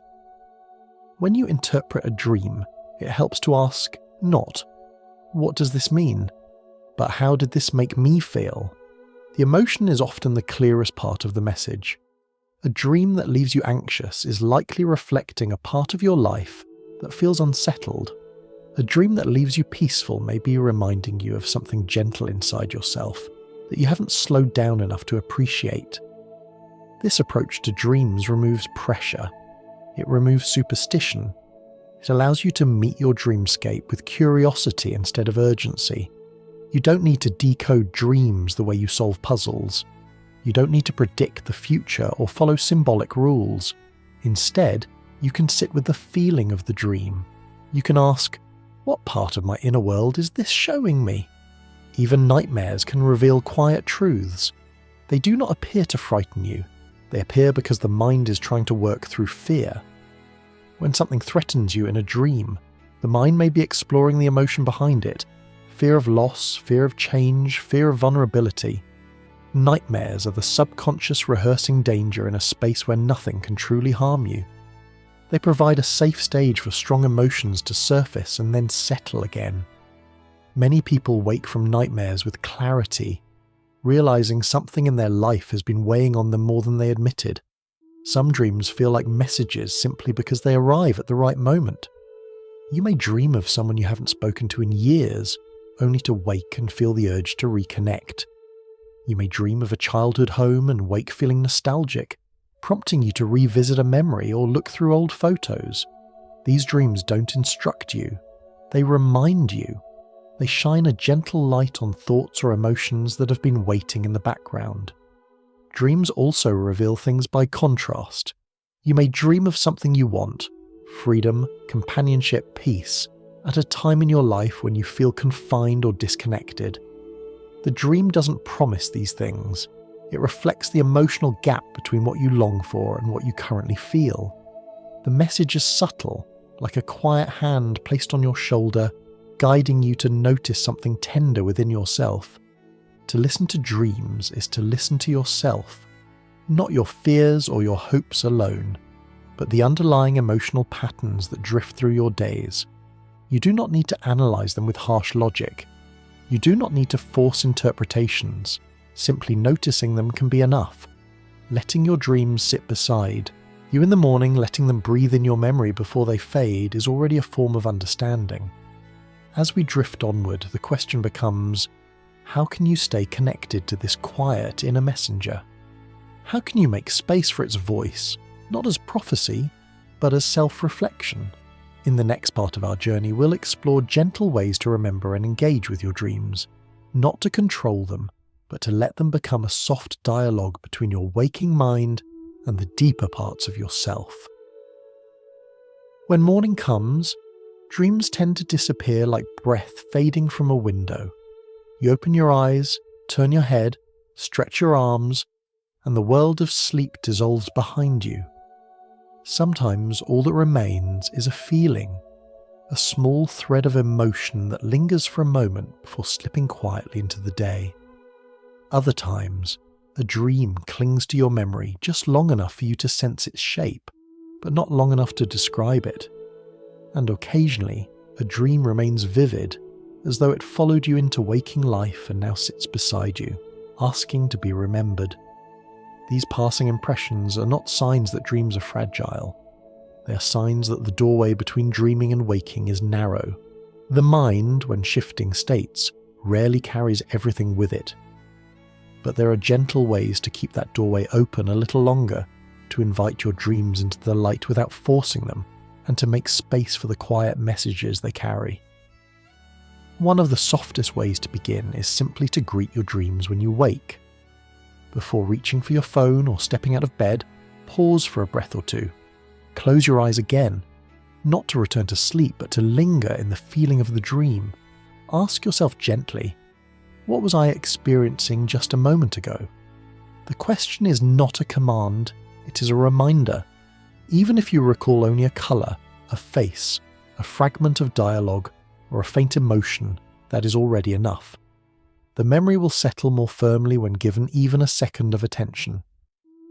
If you'd like to strengthen this habit, you can keep a small notebook beside your bed. It doesn't have to be a journal or something formal, just a place to capture a few words or phrases as soon as you wake. You might write, I was in a garden, or I felt peaceful, or there was a doorway I couldn't open. The act of writing is not about accuracy, it is about anchoring. Each note becomes a quiet conversation with your sleeping self, a way of saying, "I'm listening." Over time, you may find that more details come back. Scenes, emotions, patterns you didn't notice before. This kind of dream journaling can feel like leaving breadcrumbs for your mind. Each entry, however small, becomes a marker on the path between night and day. The more markers you leave, the more easily your mind finds its way back to the dream world the next time. People who keep these notebooks often discover that their recall improves naturally, not because they try harder, but because their subconscious begins to understand that dreams are welcome guests. Another gentle practice begins before sleep, not after. As you settle into bed, you might take a slow breath and set an intention.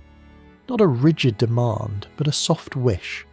Something simple like, "I would like to remember a dream tonight," or "I'm curious about what my mind will show me." The subconscious is sensitive to intention. It doesn't follow orders, but it responds to quiet invitations. A soft intention can act like a lantern placed at the edge of the dream world, guiding your memory back toward waking life. If the environment around you allows, creating a peaceful space can also help. Not because dreams require silence or darkness, but because your transition into sleep becomes smoother. A room that feels safe, dim, and uncluttered can make it easier for your mind to shift gently from one state to the other, preserving a richer connection between them. Even small changes, a softer light, a calmer corner, a blanket you associate with comfort, can make this shift feel more seamless. Dream patterns often emerge over time, not in a single night. But once you begin paying attention, you will likely notice themes that repeat. These themes aren't puzzles to solve, they're reflections of your inner life. You might dream often of water or open fields or crowded streets. You might find yourself returning to the same house again and again, or meeting the same figures, or facing the same obstacles. These patterns are not warnings, they are reminders. Each one offers a glimpse into what your subconscious revisits when the world outside becomes quiet. Observing these patterns can help you understand the emotional undercurrents of your life, not through analysis but through noticing. A series of anxious dreams might align with a stressful period. A sudden rise in peaceful dreams might appear during a time of healing. Recurring symbols may accompany certain relationships or responsibilities. These connections don't need interpretation. They simply describe the emotional weather of your inner world. Some people discover that speaking about their dreams helps anchor them. Sharing a dream with a loved one or writing a short description to yourself later in the day can reinforce the memory in gentle ways.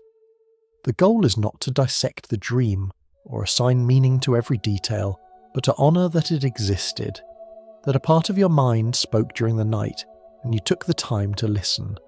Occasionally you might experience dreams that feel like opportunities to engage, moments where you sense something is unfolding that matters. These are not prophetic dreams, they're emotional expressions. If you feel drawn to revisit such dreams, you can do so by reflecting on the feelings they stirred. You do not need to return to the dream itself. Simply sitting with its emotional tone, warmth, sadness, curiosity, fear, can bring insight. The subconscious communicates in feelings, not formulas. Listening to those feelings is often enough. And there are nights when you remember nothing, when the morning arrives quietly and the dream world leaves no trace. This too is natural. The mind has many purposes for sleep, and not every night requires conscious participation. Some nights are for rest alone, without narrative, without memory. These nights are just as valuable as those filled with vivid imagery. As we drift toward the close of this journey, one final thought begins to take shape.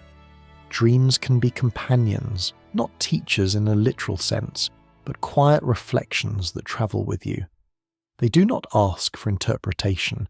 They simply ask to be noticed, even briefly, before dissolving back into the soft darkness from which they came. In the final session, we'll gently return to the central question, who are you when you dream, and allow the night itself to offer a quiet answer. As we approach the end of this journey, it feels as though we've been walking along the quiet edge of two worlds, the waking world that greets you each morning and the dreaming world that rises each night when your eyes close. You have drifted through their borders, stepped inside them, watched them unfold, and now you stand at a gentle distance, able to see both with a little more clarity. And in this calm space between them, a question returns, the one that has followed us softly from the beginning. Who are you when you dream? The truth may be simpler and more profound than it first appears. Dreams do not create a new version of you. They reveal the parts of you that daytime busyness often covers. In a dream, you are the one who feels without filters, who reacts without hesitation, who navigates fear, longing, joy, confusion, and comfort, with nothing standing between the emotion and the experience. Dreams peel back the distractions. They quiet the inner critic. They soften the logic that sometimes hardens your waking thoughts. And what remains is the raw, fluid shape of your inner self, sometimes fragile, sometimes bold, sometimes mysterious even to you. You may walk into a dream as the person you are now, or as someone younger, or older, or unfamiliar. None of these versions are wrong.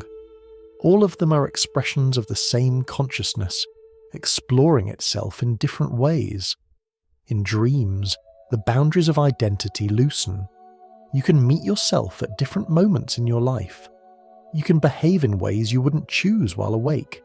You can feel emotions you haven't allowed yourself to feel during the day, and each of these moments tells you something, not as a command, but as an invitation to understand yourself more deeply. Sometimes dreams show you your strength. In a frightening dream, you might stand your ground instead of running.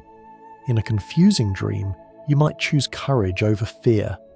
These moments reveal the quiet resilience inside you, the strength that doesn't always rise during waking hours. At other times, dreams show you vulnerability, the tender parts of your heart that you protect carefully. These moments remind you that softness is not weakness. It is a part of being human that deserves space and attention. Dreams also reveal the thoughts you set aside. They pick up the feelings you were too busy to acknowledge. They amplify the questions you meant to ask yourself but didn't. They lift memories you tucked away long ago. This doesn't mean dreams are instructions.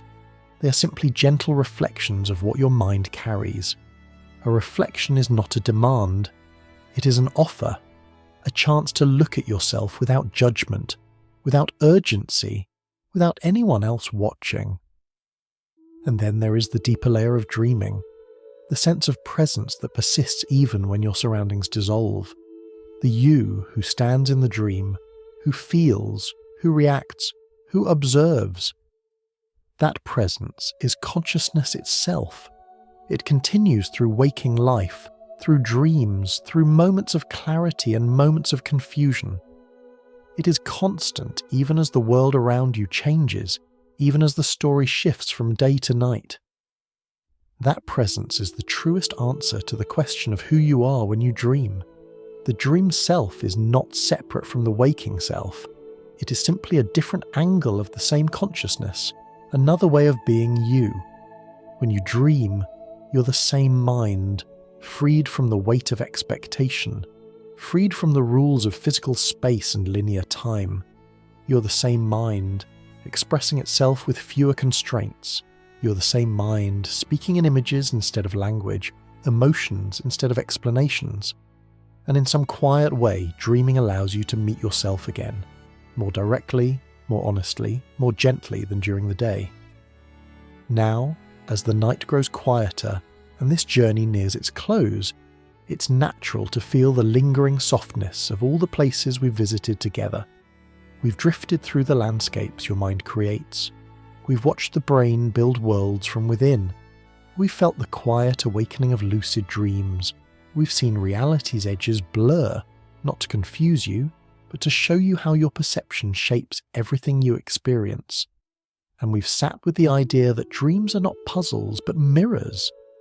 If there is one thing to carry with you from all this, let it be the understanding that your dreaming mind is not separate from your waking mind. Every dream, whether vivid or faint, whether comforting or confusing, is a whisper from the deeper parts of yourself, parts that want to be seen, not solved, felt, not interpreted. Dreams remind you that you are larger than the life you live during the day, that your inner world stretches far beyond the limits of your waking hours. And so, as we gently close this exploration, imagine your dreams not as mysteries to decode, but as quiet companions. They walk beside you every night, offering reflections, memories, emotions, and possibilities. They guide without pushing, reveal without demanding, and invite without insisting. And the next time you drift into sleep, you may notice a small moment, a shift, a spark, a feeling when the night begins to open its door. If it happens, you can step through it knowing that you're not entering a foreign world. You're returning to a part of yourself. Whether your eyes are still open now or they've grown heavy, thank you for sharing this quiet journey. If you ever wish to wander through another landscape of thought or drift into another gentle question, you're always welcome back here, where knowledge and rest meet softly in the dark. Sleep peacefully, wherever and whoever you may be tonight.